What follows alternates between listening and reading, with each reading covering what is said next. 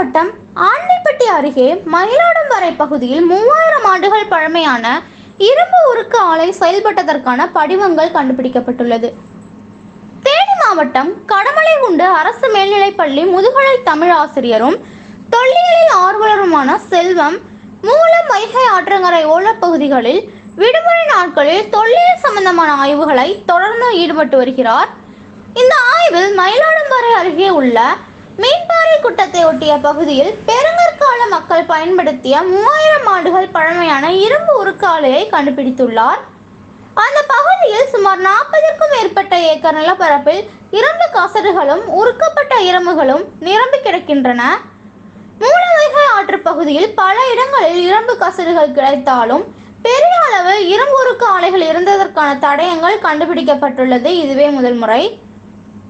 இரும்பை உருக்க உலைகள் அமைத்து செம்பிரக்கல் போன்ற கல்லாலான மூலப்பொருட்களை உலைகள் மூலம் கொதிநிலை கொண்டு வந்து கற்களில் இருந்து இரும்பை பிரித்தெடுத்து இருக்கின்றனர். அப்படியான குவியல்கள் இரும்பு கழிவு குவியல்களாக இங்கு கிடைக்கின்றன. சுடுமண்ணால் ஆன குழாய்கள் சிதைவுற்ற நிலையில் குவியலாக பல இடங்களில் கிடைக்கின்றன. இவை உலை அமைப்புகளை எரியூட்டுவதற்காக துருத்தி போல தூரத்திலிருந்து காற்றை செலுத்த பயன்படுத்தப்பட்டுள்ளன. மேலும் இரும்பை உருக்கி கம்பி வடிவமாக கருவிகள் செய்வதற்கும் குழாய் அமைப்பை பயன்படுத்தி இருக்கலாம்.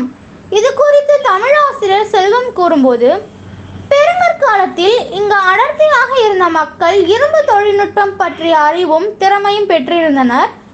இரும்பை உலையிலிருந்து பிரித்தெடுத்த பின் கத்தி, ஈட்டி, கோடாரி, வேல், எடை கற்கள் உள்ளிட்ட தங்களின் தேவைகளுக்கு ஏற்ப பல பொருட்களை தயாரித்து இங்கு தயாரிக்கப்பட்ட இரும்பு பொருட்கள் வருஷ நாட்டு பகுதி மக்களின் தேவைகளை பூர்த்தி செய்ததோடு பிற பகுதிகளுக்கும் பிற நாடுகளுக்கும் ஏற்றுமதி செய்திருப்பதை அறிய முடிவதாகவும், மேலும் இந்த மூலவைகை ஆற்றங்கரையோர பகுதிகளில் பழங்கால மக்கள் வாழ்ந்திருப்பதற்கான நினைவு சின்னங்களான முதுமக்கள் தாழி, கல் பதுக்கைகள், கல்திட்டுகள் தொடர்ந்து ஆங்காங்கே கண்டுபிடிக்கப்படுவதால் ஒரு நாகரிகமான சமூக மக்கள் இங்கு வாழ்ந்ததற்கான சான்றுகள் தெரிய வருவதாக சொல்லியிருக்கிறார்.